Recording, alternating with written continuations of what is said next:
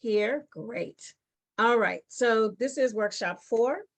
And I get lots and lots and lots of questions about board development. And so last year, when we taught about this and we shared in Flock, everyone let us know in the poll that this is something that they really wanted to learn something more about. So we're focusing today on this specific thing, and you will again get the recording, but I invite you to take notes. We are going to do a couple exercises, and so it will be great for you to just write everything down.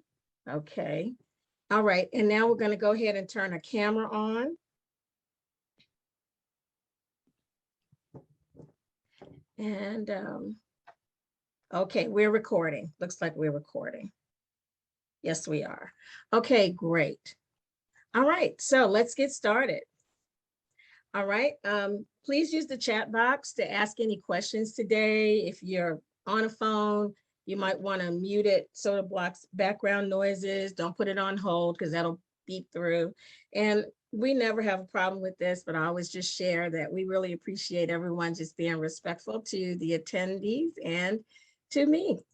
We will be talking and chatting. Hopefully we'll be able to, you can open your mics up at some point and ask me some questions. So just a little bit about me. Excuse me, I have over 25 years of training and nonprofit experience as an educator, a community advocate, a nonprofit founder, and a minister. I hold a Master of Theology and Missions and a Master of Divinity from seminary, and a Juris Doctorate from North Carolina Central University School of Law. And I'm a licensed community development and outreach minister and a John Maxwell coach, teacher, and trainer, which has all been great preparation for being able to help people do what it is that you do and undergird. And one of the strengths, I think, of our team is that we're practitioners. We've done these things as well as being consultants, and it gives you a very different perspective. Okay, about our team, you've seen everybody, but just quickly about the business. STC Consulting, STC actually means straight to the core. And the name core, the word core, is actually my family. My mother's family is from small town Pinehurst, North Carolina.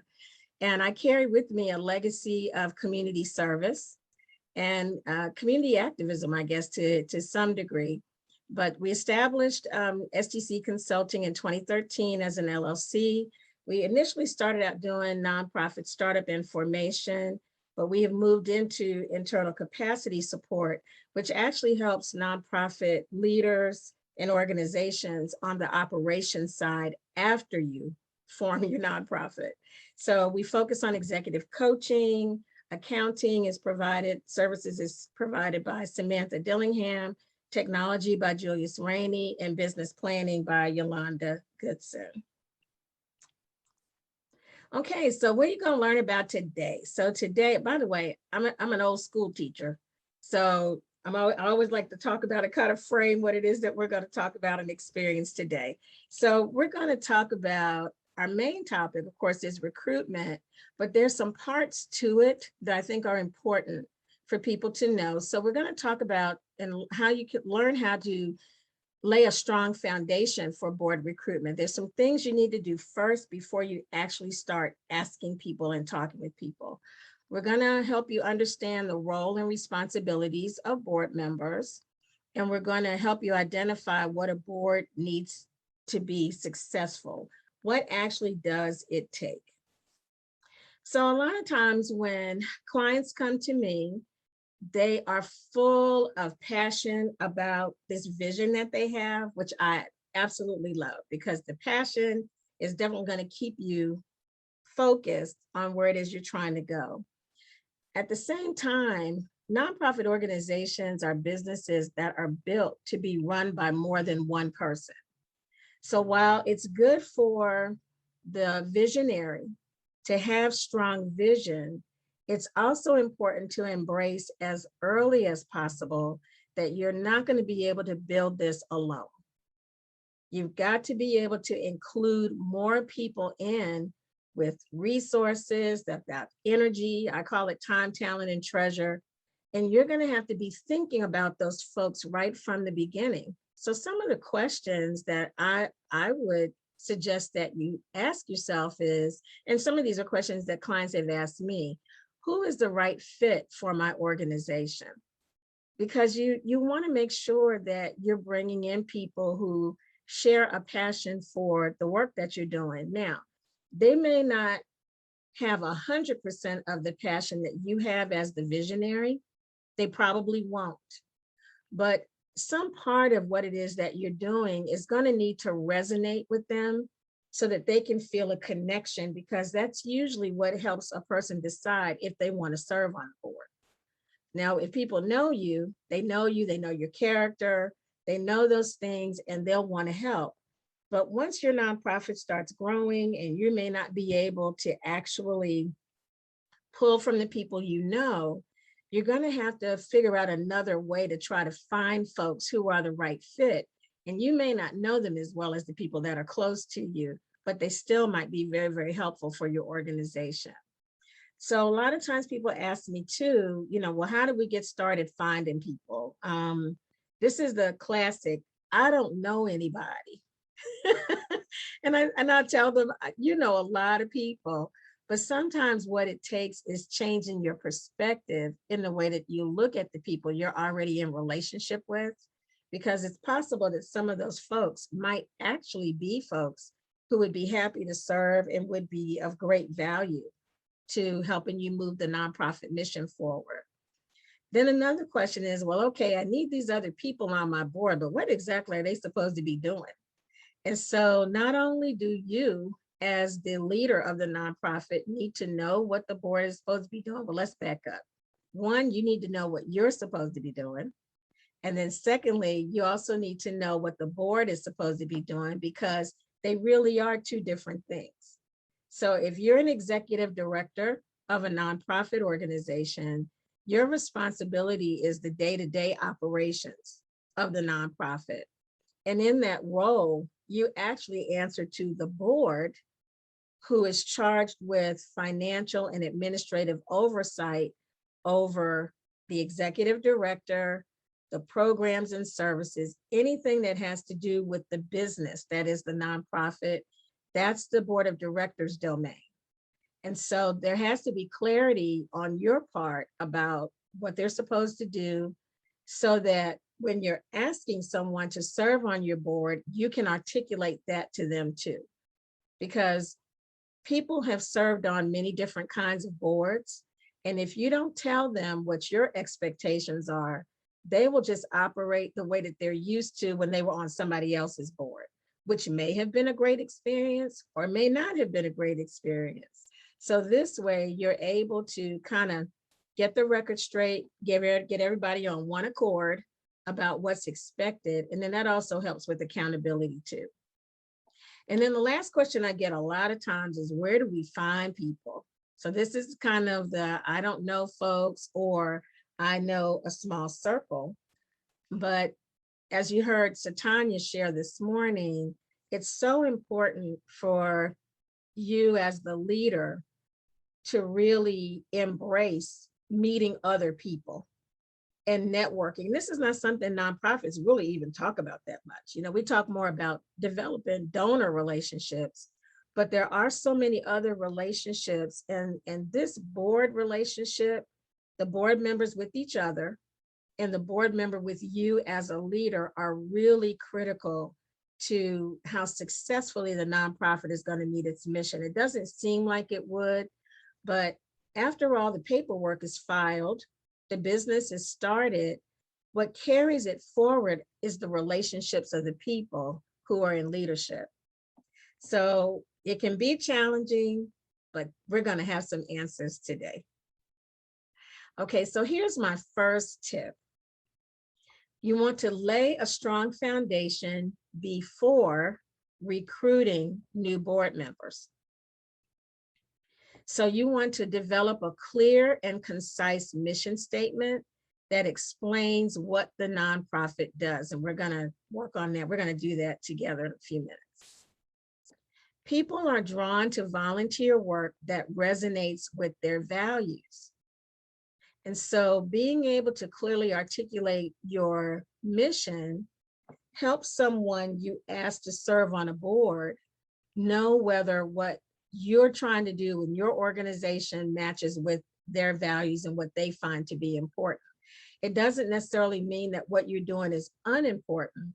It just means that they have a different kind of interest. And so you want to make sure that you have to dig a little bit. And this is where being on LinkedIn, I'm kind of getting ahead of myself, but this is where, just studying and kind of knowing about people before you ask can really, really be helpful. And then people must understand what is expected of them. And so again, people have served on other kind of boards. Some people that you may have on your board, and my experience with grassroots organizations, with also with community-based, is that oftentimes this is people's first step into being business owners. This is their first step into being a board member, and they're not always sure about what they're supposed to do, or they may know what they're supposed to do, but they may not be confident about it. So it's really, really important that everybody's clear about what's expected, because you can lose a lot of time with everybody not being on the same page. Okay. All right, so I always like to start at the very beginning, and the very beginning of building the house that is your nonprofit is really in that vision, and especially your mission statement. And so I call it writing the vision and making it plain.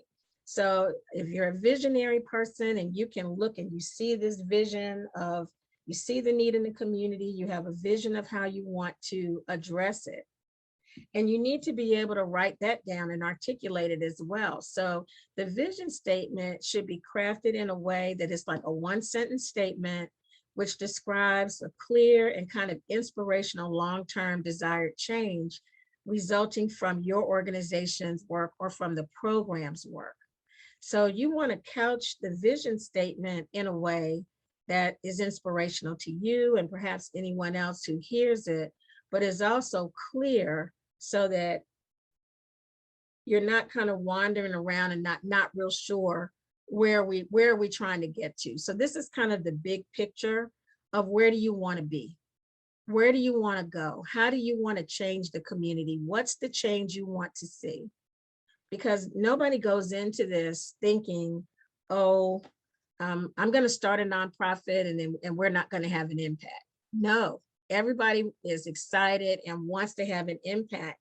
And you have to really be able to visualize that in advance, so that because these two, especially the vision statement and the mission statement, really guide the work of the board, and they guide the work of the executive director.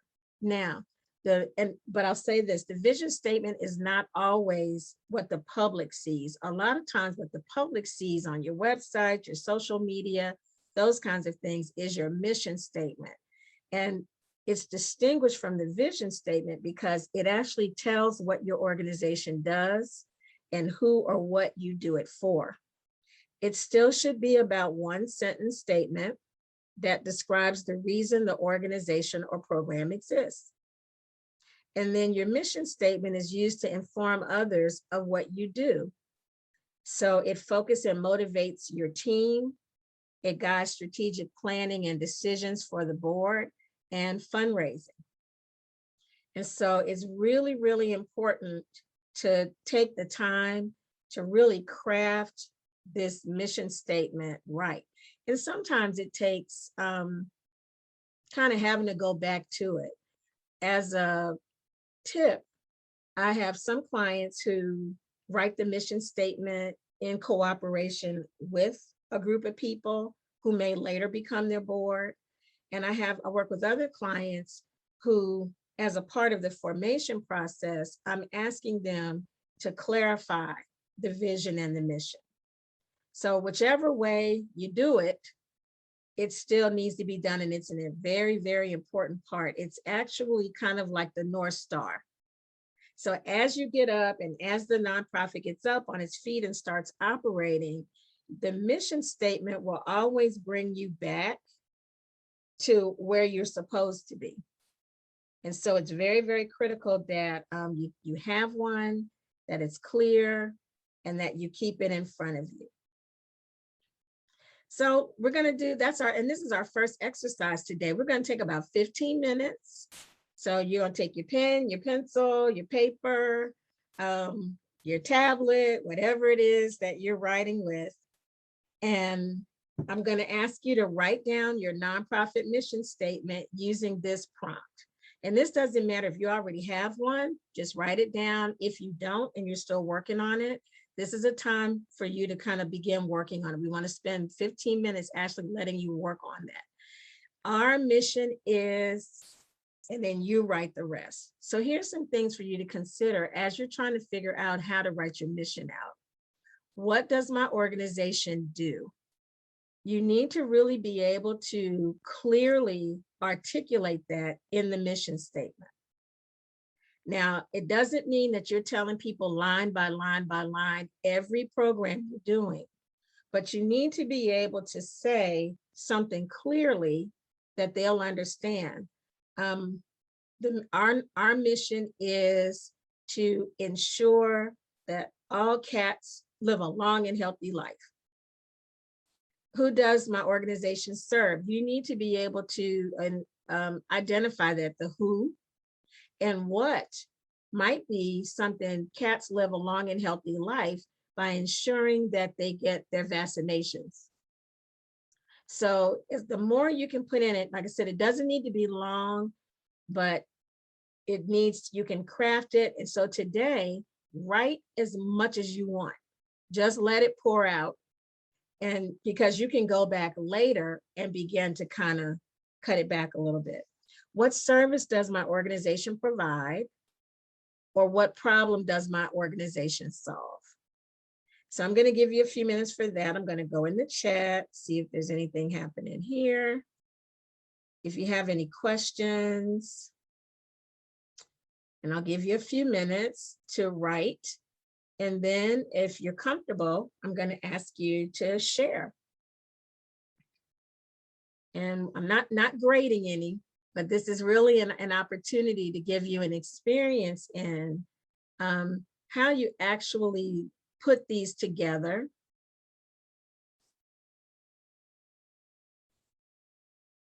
And how they are the foundation. So as I always use the analogy of building a house.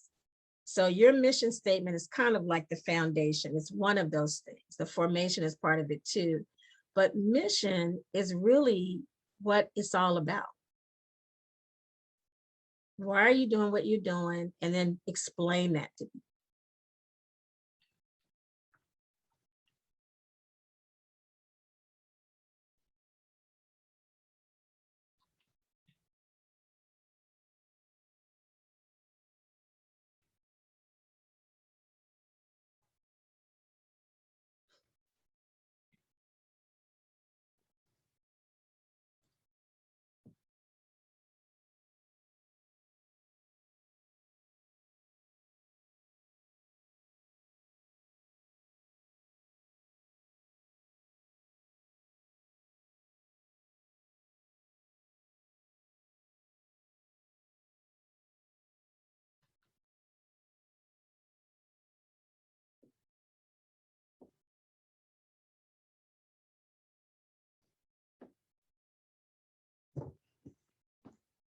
Okay, yeah, I'm not going to interrupt, but just hit your reaction button. Let me know how you're doing. Thumbs up if you're doing okay. If you need a little help, I'm happy to assist you with that as well.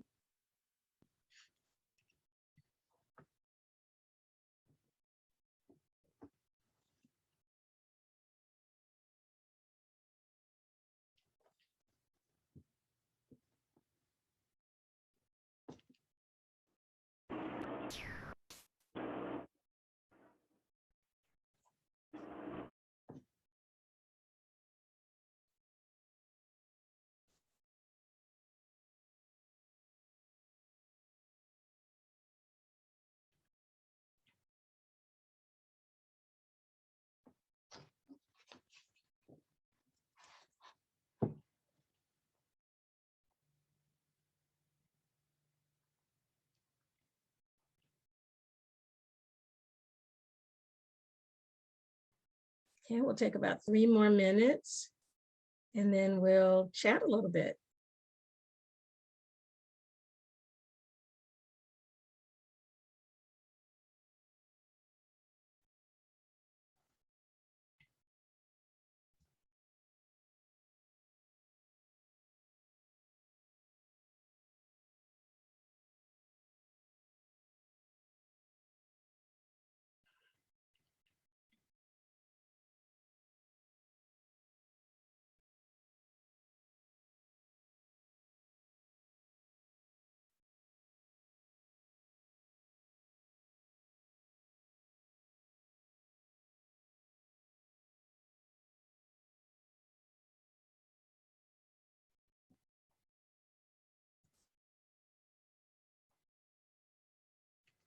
Okay, thanks, Willa Marie. She's put hers in the chat. Thanks so much. And I'm going to let you go first in a couple of minutes.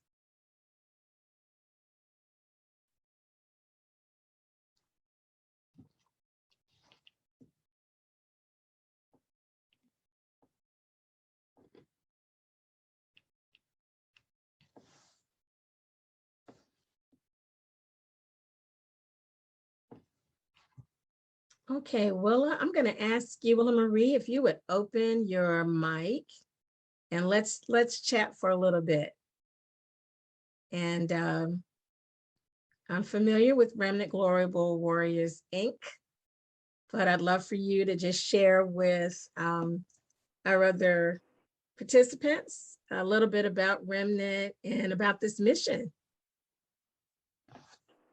All right, can you all hear me? Yes, ma'am, we can. Oh, so I was trying to pull over. I'm driving a little bit, so I'm not going to be on camera. Oh, but, my goodness. Okay, no, it's all good. It's all good. So you said about our mission. So yes. Our mission is to really empower and equip women, right? Knowing how powerful they are in God. And so we have outreach. We do that through outreach ministries, such as we have Bible studies, we have book studies, we have a really powerful group of ladies, part of our Women Who War. So for prayer requests on Facebook, like a Facebook group, oftentimes we'll have other I call them faith walkers, that will come and really share testimonies or great tips with our, I'll say tribe, and just really, and we're starting to reach out even to our younger audiences, such, I like to call them our warrior princesses. Yes. Those ladies who are in high school, middle school, just to, you know, be very specific to their needs as well. I liked what, well, you didn't ask me all that, but you said when you're recruiting board members, right, or maybe not recruiting, but when you're asking people to serve, oftentimes those individuals will check out, okay, what are you doing, and how does that kind of relate to me or to what I'm doing, and you find like that common denomination or what am I trying to say? Hold on, I'm pulling over. You're right on point. You're absolutely on point. And this is what I was talking about, how the mission statement just in and of itself is the first touch where people hear about what your nonprofit organization is doing.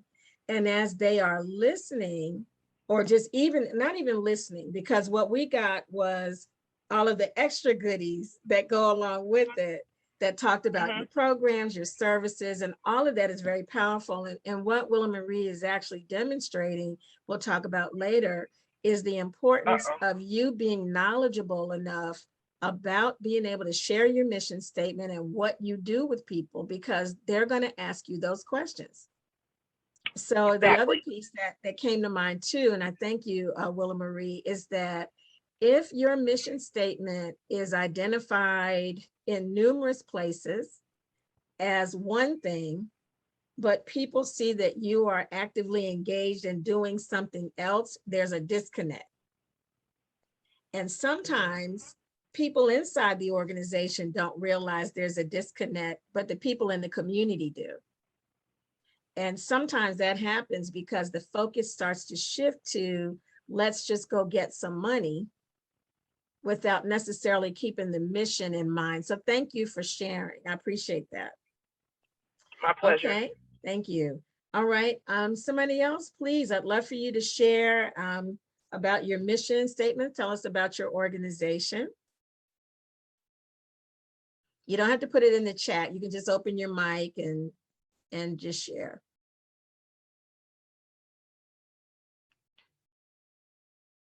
Okay, oh, you know what? I think there's somebody in the chat that did. So Linda, welcome.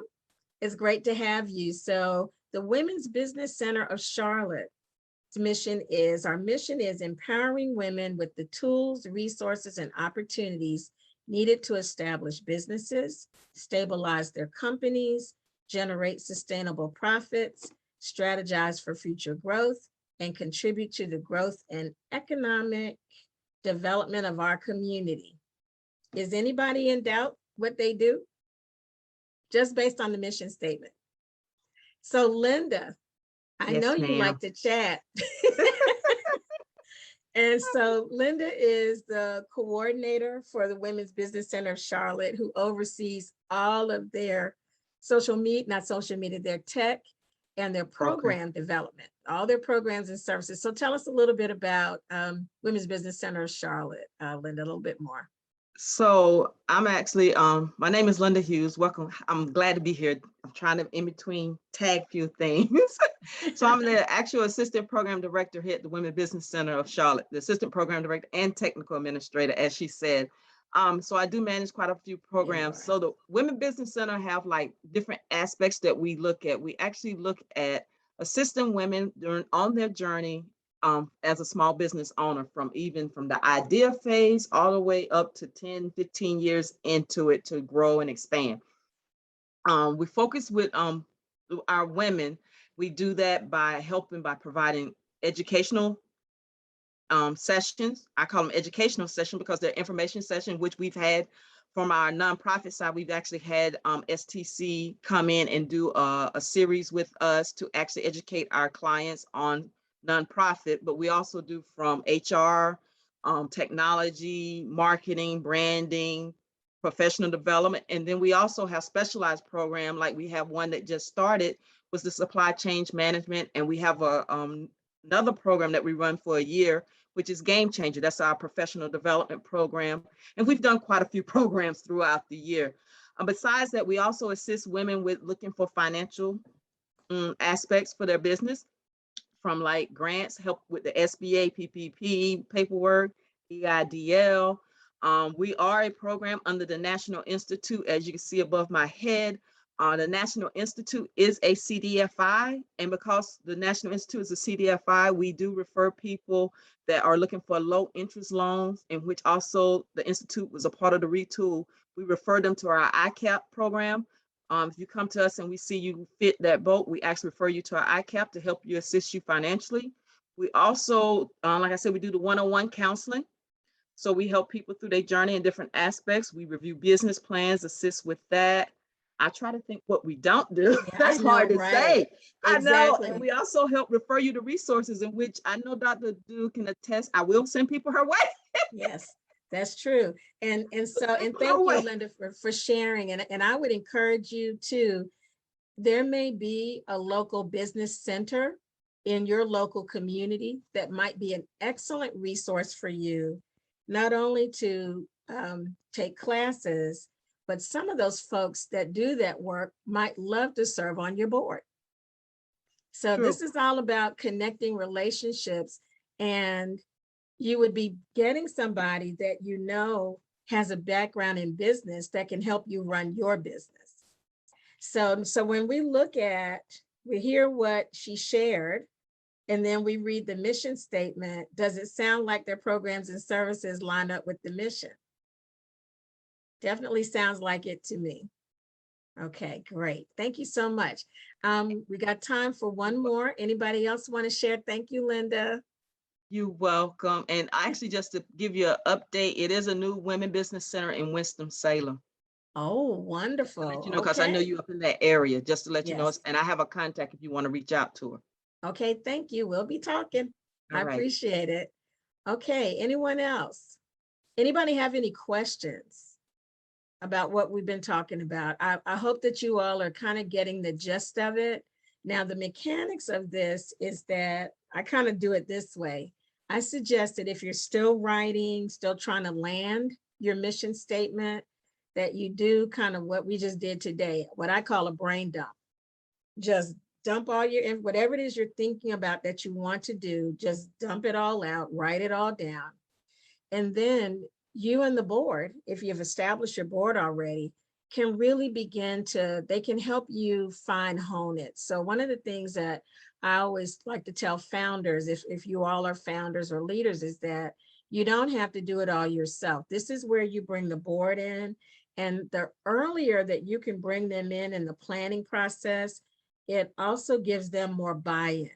It kind of feels like they've been a part of it from the beginning. Because I have worked with some folks when it's all set up and then they hand it to folks. If you're not skillful about showing people how they fit into what you've already planned, they will just gladly watch you do it. So I hope this has been helpful, and we'll move on here. So let's talk a little bit about the board of directors. So this answers the question. So what is this board of directors? I know some nonprofit business owners, because I'm gonna refer to you that way, because on top of all the love and the passion and compassion we have for our community, we're running a business. And this happens to be a business form where the board of directors is built in to the operation of the business. And it runs best when you've got good engagement and support from the board of directors. And so here, leadership makes the difference.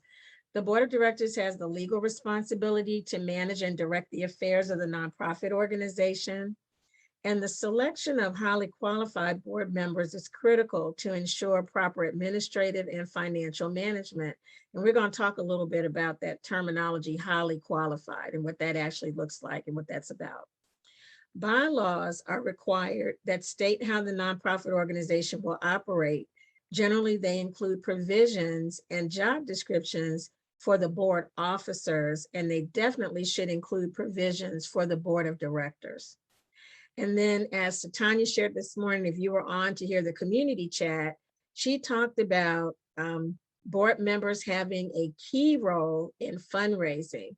And she even made the comment that you don't get an invitation on a board. If she's looking for board members, they don't even get an invitation until they're willing to commit funding. And she shared that because when you decide that you start moving into fundraising and funding your nonprofit, and you're thinking about dealing with grantors, they will ask you, how much money does the board give? It seems that, and this is a part of growing and developing your nonprofit organization with that in mind, because it does take money to provide services and care for the community. And what, I've been around, been doing this a while. So, we've done it the bootstrap way. We kind of bootstrap ourselves. We don't take salaries. We just work. And our community is served. But then as executive directors, maybe we're not being well served. The organization may be limited in its growth and development because we're not planning appropriately and being strategic about who to bring on the board, who's going to really be able to help us. And I think as time goes on, I certainly can't see into the future, but fundraising can look a lot of different ways. And it may not be that there'll be a whole lot of grant money available. We certainly hope that there will be as time goes on. And as Tanya again shared this morning, that she's starting to see in the private foundation part of our community that they're moving towards a trend of giving easier accessibility to nonprofits, to the funds, in moving the funds, but also in shortening the application process. And so even making decisions about who do we ask for the money, how are we going to do it, developing a fundraising plan, your board is responsible for helping you do those things. That's not just the responsibility of an executive director, but this is all a part of the financial management of the nonprofit. And then the administrative management side is actually talking about staffing. What functions do we need to hire people in? Well, you may need an administrative assistant. You may need a manager, a program manager, a project manager. You definitely are going to need somebody to handle the money. I should have said them first. You definitely want to be thinking about a board member or a person who is skillful and knowledgeable about that.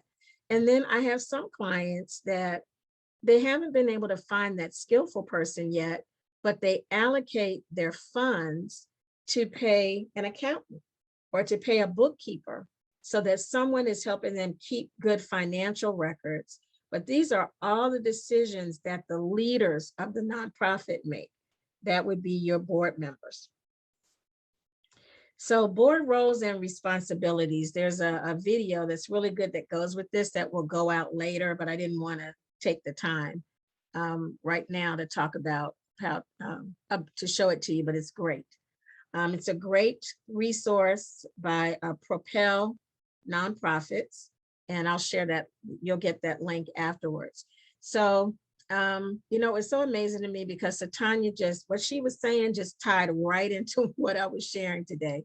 And one thing she talked about were these duties of care, loyalty, and obedience that are the legal obligation of the board of directors. And so the care has to do with how things are managed. The loyalty has to do with making sure that your mission lines up, but also that the benefits that any of the board members are bringing to the organization are for the organization and not for that board member personally. And then this duty of obedience, which is to comply with the law. So it's important for people, for you all to understand that whether your organization is a church or a faith-based 501c3 organization or a 501c3 that meets other tax-exempt purposes, they all are required to be compliant with the law. So churches, a lot of people don't know that churches are automatically tax exempt according to the IRS.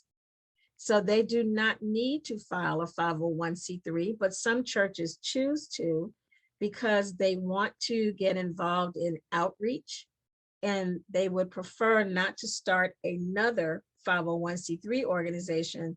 They just want to do that themselves. So, and that's a choice and an option for the church. My experience in community development is working with churches who have a vision for outreach through a 501c3 organization that they help form, that they partner with to do outreach in the community so that they can meet a larger number of people.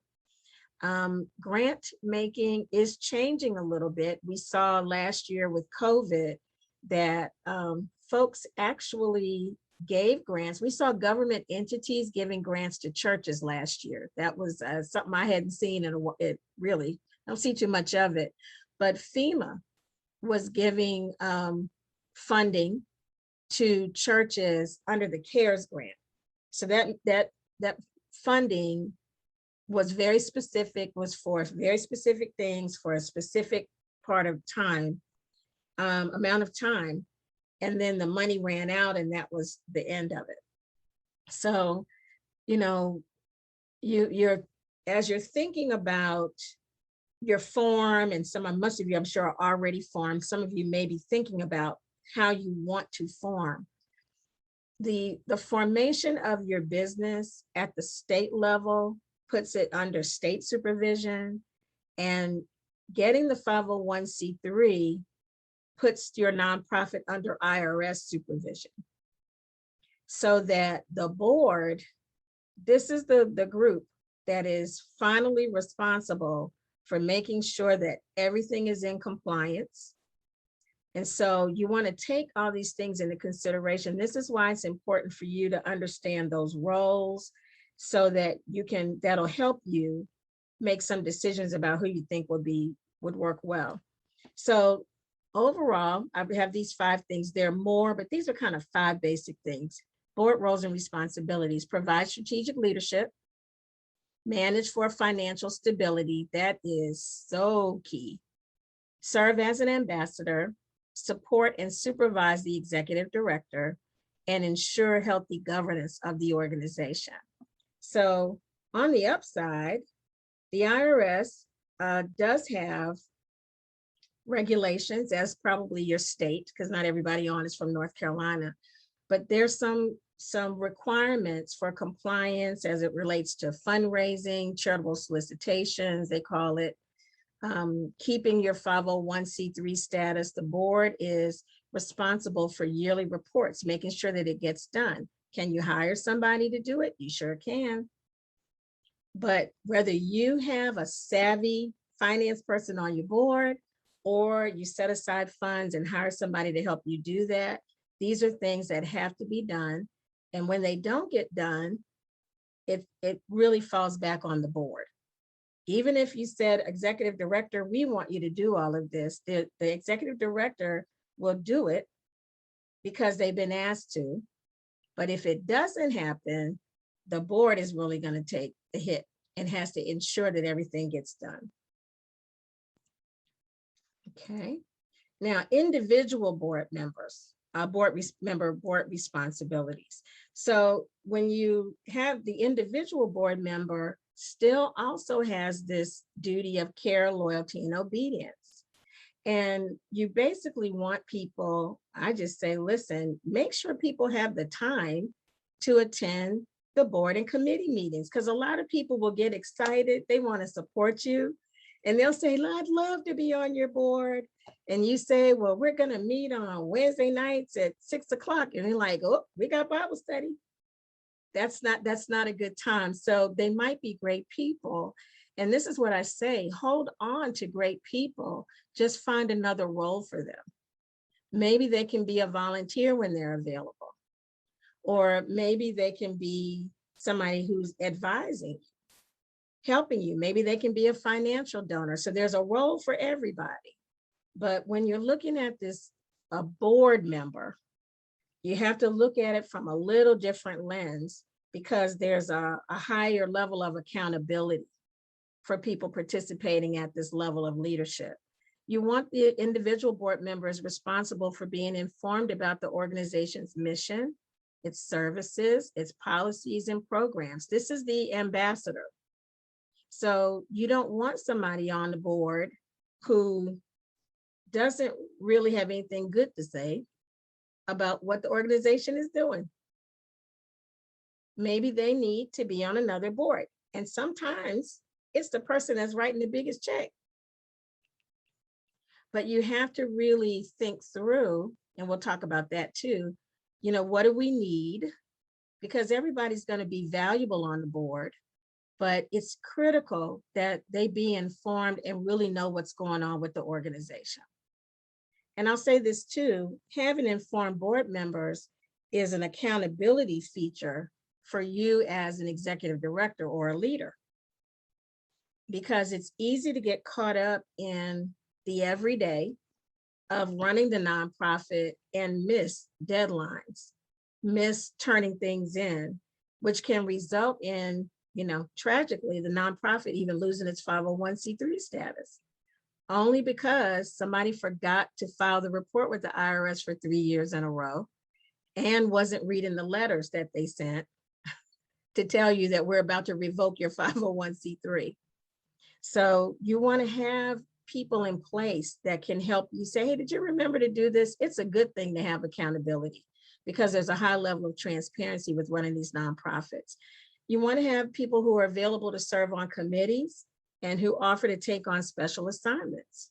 You cannot do it all by yourself. You just can't. Well, let me rephrase that. You can choose to do it all by yourself, but you will not be effective, and you'll have a hard time meeting your mission. And it can be very, very frustrating because your passion is there, but there's really only so much time in a day. And you're going to have to think about how to bring people in, invite them in, call them on the phone, send them an email. I need you to serve on this committee. And ask them.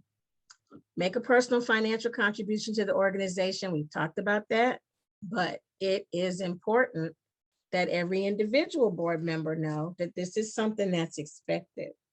And the earlier you have that conversation with people, the better. I have seen and actually have created for some clients kind of like a board member agreement where the board responsibilities and expectations are laid out in a letter. It's reviewed at a board meeting and everybody signs it and also shares what contribution they want to make. Because sometimes people are not actively engaged on a board because they may be doing the wrong thing. So, and then follow conflict of interest and confidentiality policies. So when I talk about compliance, these are the kinds of things that I'm talking about. But from an individual standpoint, your board members need to understand that what gets discussed at the board meeting stays at the board meeting. You should not be able to go to another function and hear somebody talking about what happened at the board meeting last time you met, unless it's another board member who was present. And even in that scenario, that kind of conversation is not something that should be held publicly.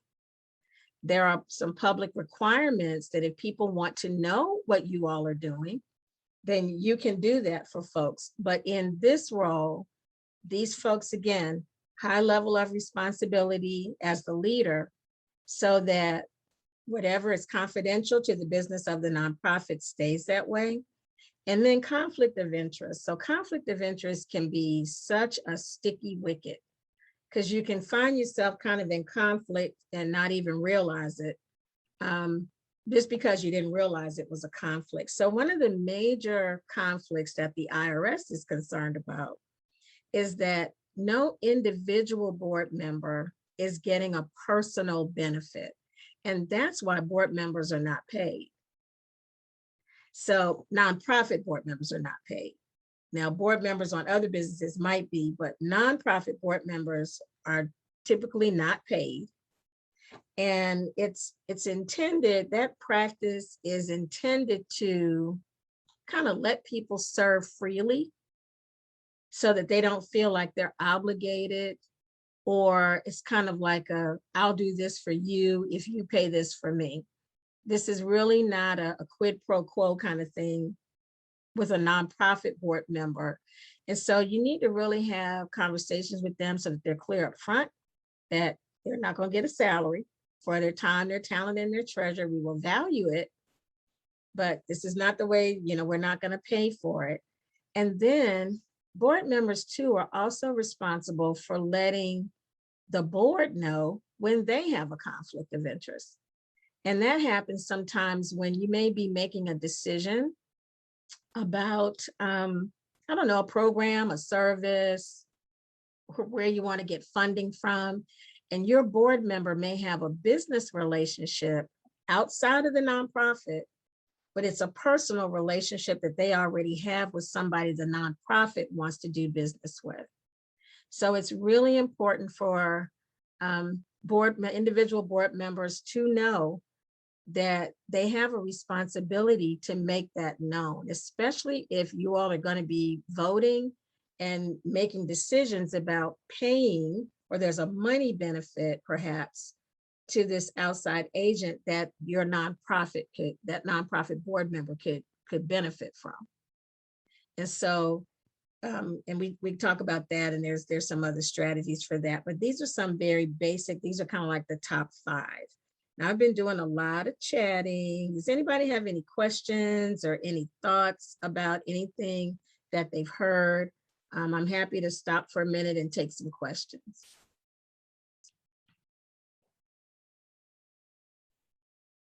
No, we good? Okay. All right. Now, Willa Marie, your hand is raised. Yes, ma'am. So, having relationships with businesses, is that still a factor if, let's say, that business did an in-kind donation for, I don't know, a service provided by the board? That would not be a conflict of interest because there's no money gained, correct? Am I understanding that correctly? Well, it's interesting because conflict of interest can be money, but it can also be a benefit that has value. And that's the sticky wicket. It's just kind of knowing when is it a conflict and when is it not a conflict. I really think that the best practice is that when in doubt, shout it out. Just just inform people like, hey, I may have a potential conflict here. Because at the end of the day, and it's so funny, but this is kind of the circular nature of how nonprofits work. At the end of the day, the board gets to determine whether something is a conflict or not. So I think the most important point of that is the disclosure, just sharing it so that it's clear and above board that we all heard it at the board meeting. So the obligation of that person, they call it an interested board member, is to say something, answer questions about it, and then the board gets to determine whether it's a conflict or not.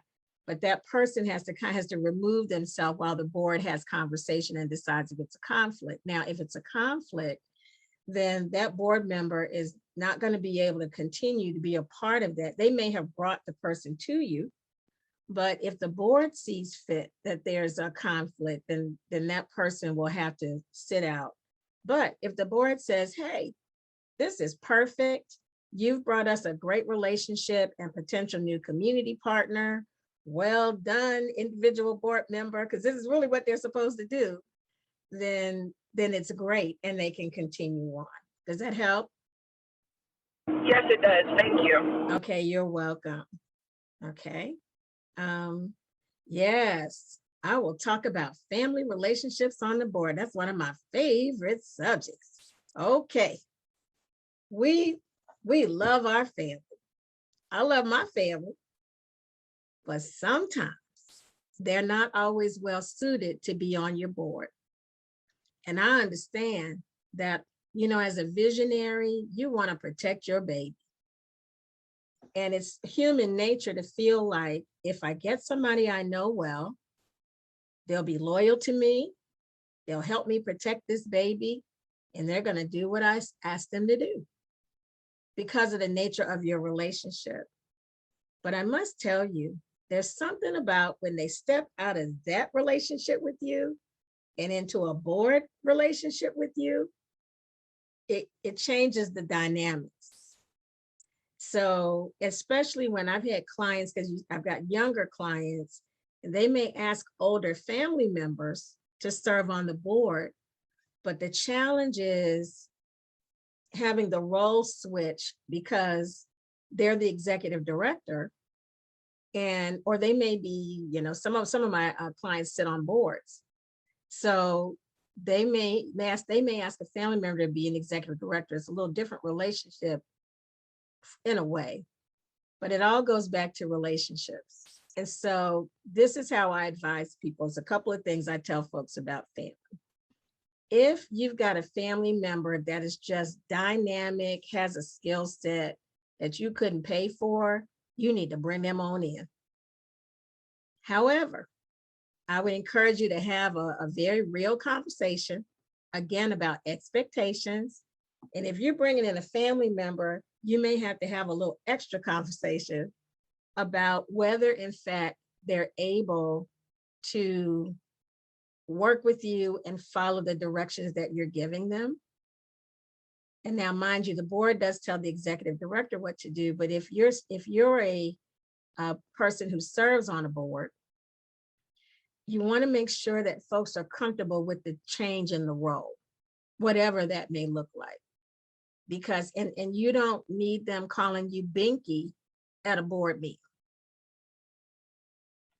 So you have those kind of conversations behind the scenes so that when you come together, the conversation around the table is about business and not about what's going on with Pawpaw. So we have to make sure that folks are clear about how to separate those lines so that when we're talking business and we're about business.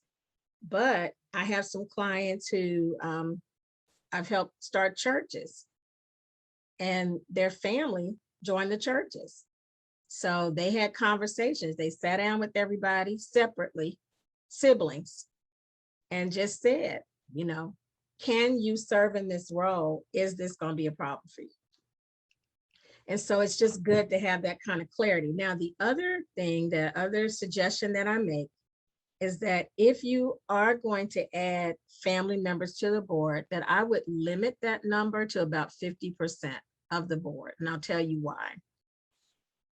Public charity nonprofits really focus on this conflict of interest. And there is a conflict sometimes because of the nature of the relationship, related by blood, related by marriage, and sometimes even an employment relationship. People sometimes ask their boss to be on the board, but the boss can't shift gears when it's time to have a board meeting. And they're still exerting undue influence, like it's going to impact your job when you go back. So you want to be mindful of those things. But I would limit those related folks to about half the size of your board. Because what that also shows the public is it's not just me and my own getting the money, because if your nonprofit is a public charity, then you've identified on your 501c3 application that you're serving the public, not serving yourselves. And so some of that is kind of just about appearance and just making sure that things line up, because people will ask, you know, what's her and her dad and her brother and her, you know, so you want to just be mindful of those things. But I've seen it work though. This is what I want to say. Don't be discouraged by it. I've seen it work. It can work, but it doesn't work if you don't talk about it. You've got to be willing to have these conversations so that everybody, again, alignment on same page. Okay. All right. We're down our last 30 minutes. Okay. So here's my second tip. Identify what your board needs to be successful, because a lot of times we really don't know. We know what our vision is, but we don't know who we really need. People who will offer their time, talent, and or treasure are best suited to help a nonprofit meet its mission. And I say that because they're already coming prepared to give first, and they're not receiving anything for it. Now they'll receive the warm fuzzy of knowing that they've been involved, they've supported you, they're helping people, but they don't always see that right off the bat. That's kind of the hope that they bring as you're talking to them about, you know, being a part of the board. Diverse skill sets are needed to manage the organization. I don't think I need to go into that anymore. Tanya tapped into that as well. You want to look at people with diverse skill sets. It's great if you know lawyers, great. If you know accountants, great. But you know, you can also pay those folks if they're not available to sit on your board to get the advisement. But you definitely want to look at a variety of skills, and we're going to look at that in a minute. And then prospective board members can be found in a variety of places. So, and again, we have this great resource this morning going on LinkedIn. I have more than one client who's found board members on LinkedIn. So just by having their own profile, kind of looking at other people's profiles and just reaching out and sending a message, hey, I want to connect with you, get to know them, and then make the ask. All right, so here's our second exercise. We're going to start with your mission statement. So whatever mission statement that you had, we're going to start there. We want to view prospective board members with a lens that is diverse, inclusive, and equity focused. We talked about that this morning. about what does it mean being equity focused, mean that we want to give people an equal opportunity across the board to participate and be a part of. There's a lot of power in diversity and being open to bringing in people who don't think like you. And certainly when you have a public charity, you're obligated to bring in some people from the community. It just can't be you and your folks. You have to be thinking about diversity, and diversity looks a lot of different ways: gender and identity, age, race and ethnicity, financial resources, professional expertise, community connections, their circle of influence. So you want to bring in people that you want to know that they already have some connections in the community. They already have a circle of influence, some people that they can influence on behalf of the nonprofit that the nonprofit will benefit from. And then people with personal style and leadership qualities. And I'm the first one to tell you that I enjoy being around a whole lot of people like me, but that's not the real world. And we grow our businesses and serve our communities better when we have diverse ways of looking at things and problem solving. Because there's no one way to solve a problem in a community. And so, so it's important that you consider these things. Now, I have a tool for you. Oh, this is the link. Let me go back. I forgot it's not real. Hold on 1 second, please. Uh-oh. Okay. Okay. So what I'm going to have to do is I'm going to stop my share for a moment, and I'm going to go into my PowerPoint, and I want to, uh-oh, that's not it either. I'm sorry about that. Fumbling a little bit here. I'm still not as techie as I need to be. Okay, that's where I want it to be. Okay, I'll copy that, and then I have another tool that I want to share with you. Okay. All right, so we're back. So in the chat, I'm going to put a link in. All right. And this is, it's called it's a review. It's a sheet of paper it's a strategic board composition matrix. And I thought this was a really cool tool. We'll take a look at it today. I'm gonna open my screen so you can take a look at it. And we're gonna look at worksheet A today. So let's see, I'm gonna share my screen, and there it is. Okay.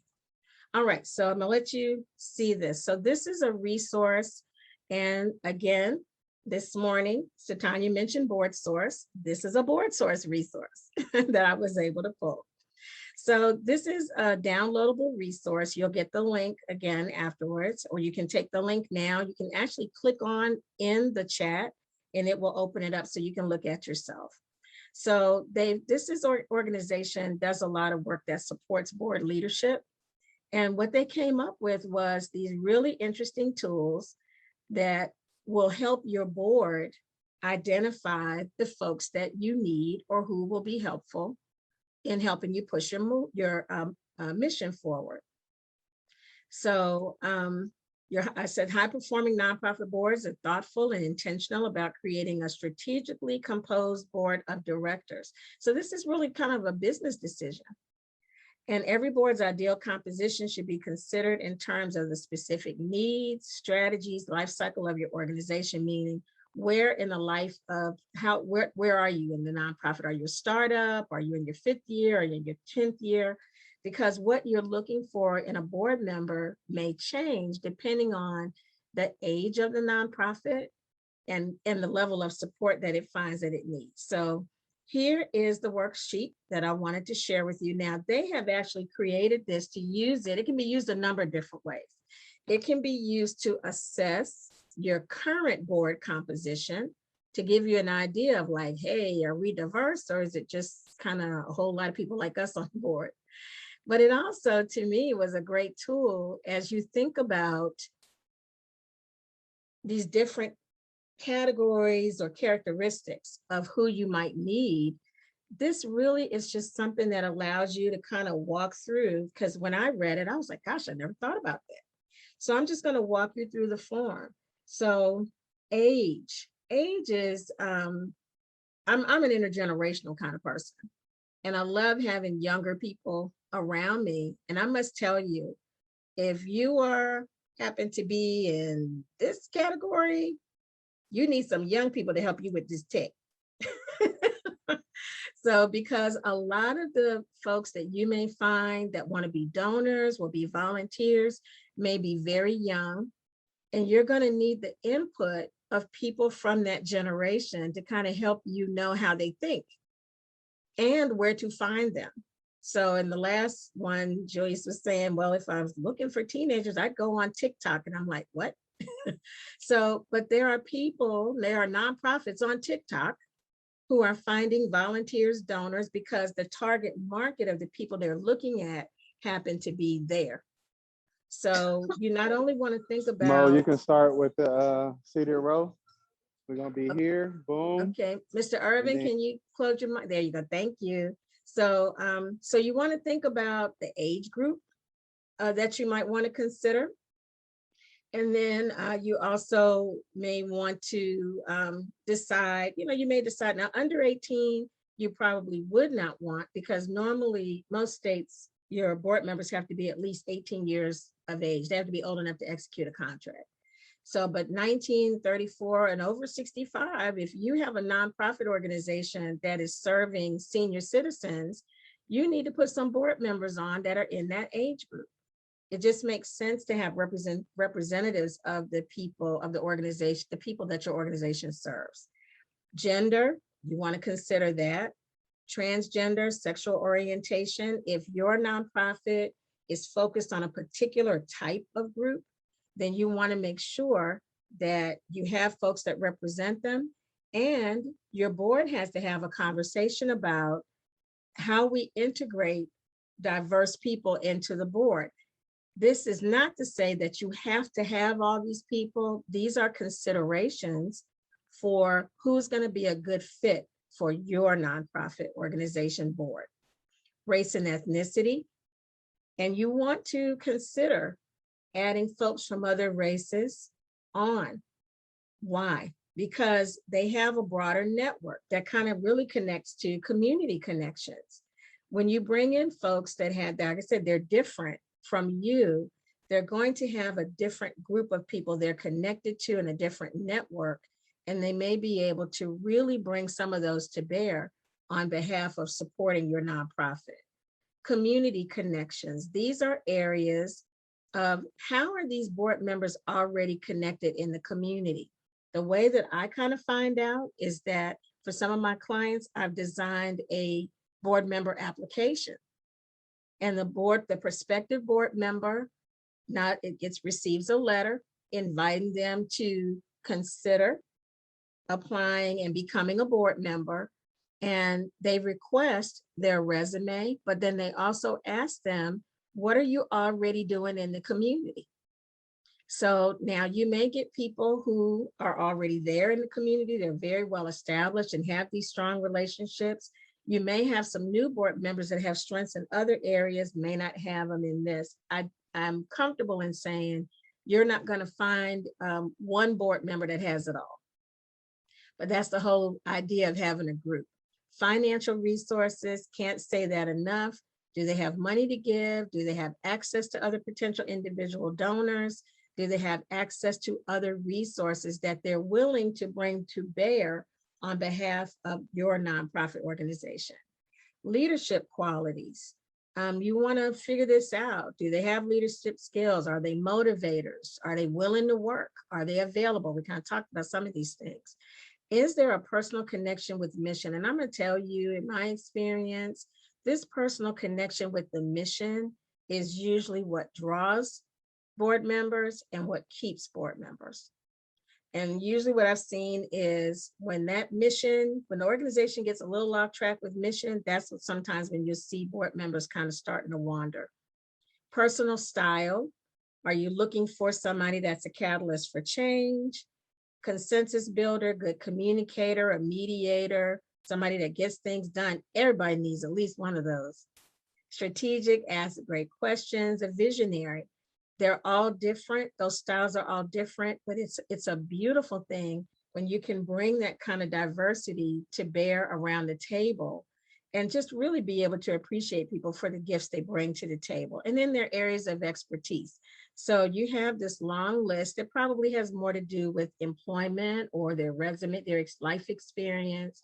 And so you may want to kind of think through, okay, maybe if our nonprofit is focused on educating teens, maybe we need to get some educators in.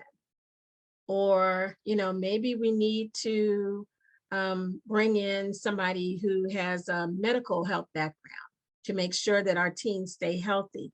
So you're kind of thinking through your programs, you're kind of thinking about where you want to go, and then you want to really target these potential board members that may be in any of these areas. So we're going to share that. We got about 15 minutes left. So like I said, you'll get a chance to see that. Any comments about that while I set up for this last part of my presentation?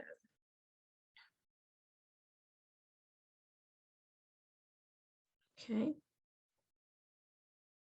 All right. So we reviewed that together. I was hoping we'd have a little bit more time to go through it, but I wanted to just at least go through it line by line so you can be familiar with it. Thank you. Glad it's a good resource for you. Okay, so let's roll. We're gonna move on. We'll go down here. All right, how to find board members. Now this is usually like the big puzzle. So you've got your mission, you've decided who you want, you've got maybe a job description, you're clear in your mind about what you want these board members to do, you're ready to articulate it. Now, how do you actually recruit them and go get them and bring them in? And really one of the most persuasive things that I have seen in doing that is being confident in sharing about your organization's mission, its services, and its impact. It really begins with you as a leader and your ability to articulate what it is that you're trying to do. Now, you don't have to, it doesn't have to be, written down is always good, but being clear in your own mind. So what I'm saying is that it doesn't have to be technically written. If you can articulate from your heart with clarity what the mission is, what services you want to provide, and the impact that you want to make, that passion alone will at least get people's attention. And then the next strategy is to start with people you know and trust in your inner circle. And it's okay to start there because these are the people, not only do you know them, but they know you. So there's a trust that's already there, which can make for a good board member. So I would start there. So I've had people say, well, I started with my inner circle and I asked and everybody said no. Well, then ask your inner circle if they have personal friends or professional acquaintances that they can point you to who might be interested in serving on your board. And while they may not be able to, like I said, serve on your board, if they can point you to somebody or be a helpful resource for you, it's Go a little invaluable. wider. Okay. Network and connect with people on LinkedIn and other community and professional groups. So Tanya mentioned this morning about LinkedIn, setting up a profile on LinkedIn. There are so many nonprofits on LinkedIn. Some of them are listed by organization name. Some of them are just, you'll see the individual leader's profile. But then you have all these other people that, that list we just looked at, they're in all those professions. So once you select what professional areas you want to pull people from, you can start introducing yourself and connecting with them on LinkedIn. Now, if you're part of a church or a community group, start in your local community. Identify those people in the community who are already leaders. They don't necessarily have titles, but if they have influence with people in the community, then they're the leader. And those are the people that you want to acquaint yourself with and have them be a part of. And they would be great people because they're trusted by the community already, where your nonprofit may be new and you're still trying to develop relationships. it will actually help the community embrace what you're doing. If you're new to the community or you've been there and you're now starting to do another level of outreach, it's really helpful to have somebody that's already known in the community as an ally, and either as a friend to the nonprofit, a community partner, or perhaps serve on your board. And then, like I said, you want to recruit representatives from the population you serve. So you can hear firsthand from the folks you serve. And what that tends to do, you know, and I realize that I'm saying a lot of these things, I'm making it sound like, oh, you can just go out and 1, 2, 3, it's just going to happen. It's not. It's kind of like mining for diamonds. You're going to have to be ready to dig a little bit and, you know, be tenacious. But I think as you take the time to be strategic about that, and again, just my pet peeve is nonprofits that serve communities and nobody in the community is in leadership. They're not on the board. They don't run the nonprofit. They're not on staff. And so it's important, if wherever you are in the life cycle of your nonprofit, to reevaluate how are you bringing in people from the community you're serving into the nonprofit. Okay, thank you. All right, so that's actually it for me. I think this is my last slide. We're going to be shifting over shortly, but we certainly would ask that you contact us if there was something that you saw today or something that resonated or something that you still have questions about.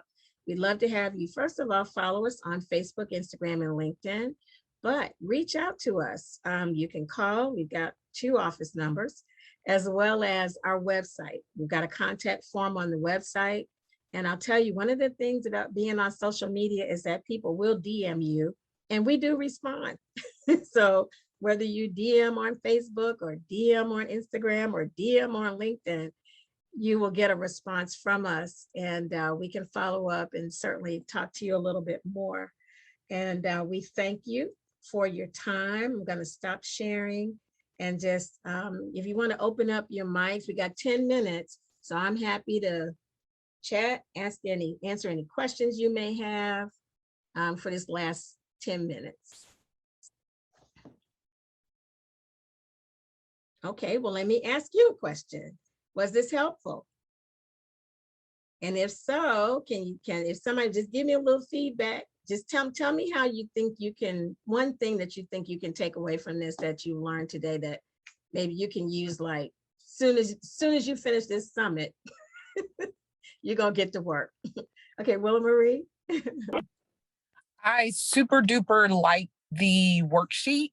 Okay. Just looking through that, because I know we're going to there's some terms that are coming up, and so I don't know if we've used that before. I'm not aware of it, but that was really, really good to bring just some things that maybe you think about but you don't know how to articulate right there, ready to go, tangible tools. So I know that's definitely one that I will share with my co-board members. Awesome, great, that's good to know. Anybody else got anything to share? I appreciate the feedback. No questions or anything like that? Okay, yes. Hey, Shaquila, open up your mic. Let's chat.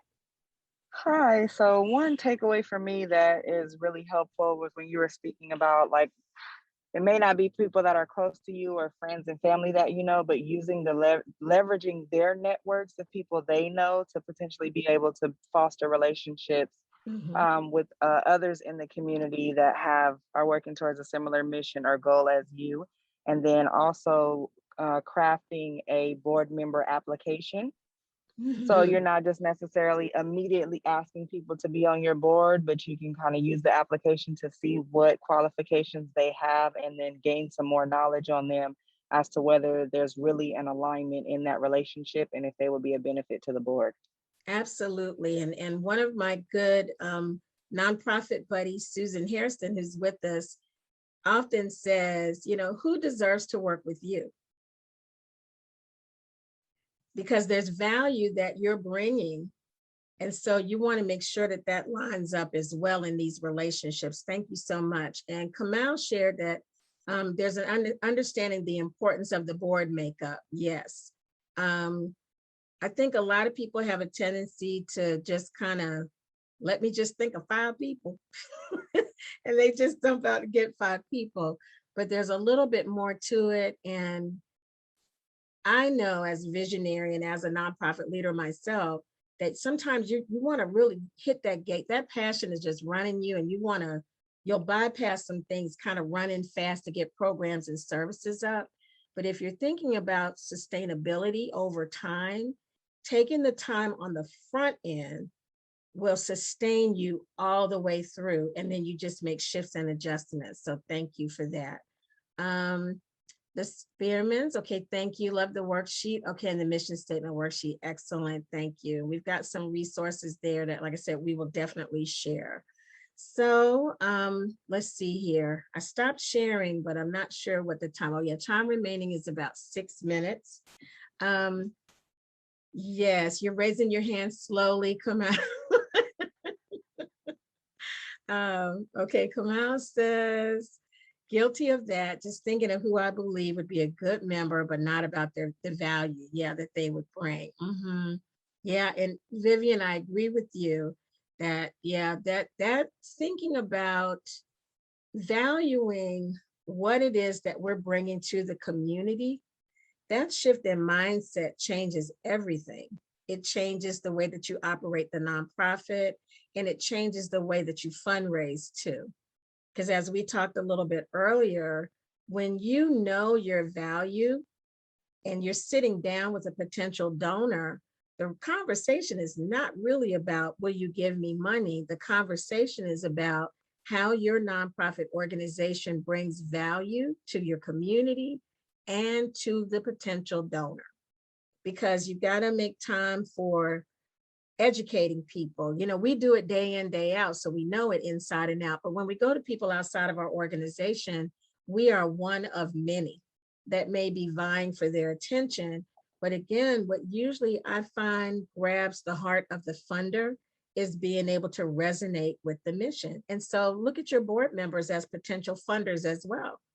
You want them to donate money, but does that mission statement kind of line up with where they're willing to release their funds?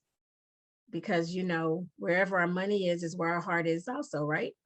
So that lines up that in that way. So thank you so much. So we're down to our last 4 minutes. I'll just kind of introduce you if I've answered all the questions. Thank you very, very much.